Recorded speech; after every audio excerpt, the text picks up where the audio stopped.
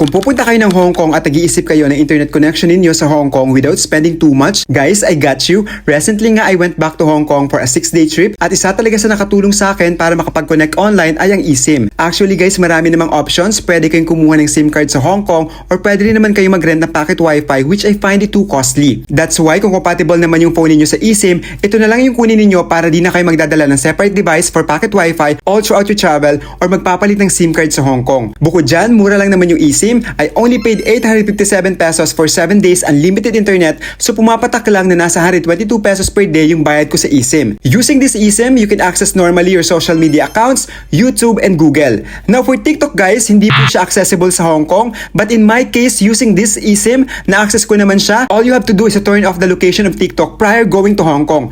Punta lang po kayo sa settings ng phone ninyo, then go to apps, select TikTok, then turn off nyo yung location. Meron lang ibang feature sa TikTok na hindi gumagana, but you can access TikTok once you turn off the location. You can book this eSIM on Klook, search nyo lang yung Hong Kong eSIM, tapos select nyo to, then pili kayo ng data ninyo per day. I suggest kunin nyo na yung unlimited, especially if mag-i-stay kayo sa Hong Kong for a couple of days. Then click nyo lang yung book now, tapos punta po kayo dun sa discounts, then under the platform promo code, type nyo BrightClook, then click redeem para makakuha pa kayo ng discounts. Guys, pwede nyo gamitin yung BrightClook sa lahat ng Klook bookings ninyo, sa hotel, activities, and etc. Thank you guys for watching and enjoy Hong Kong. Happy travel!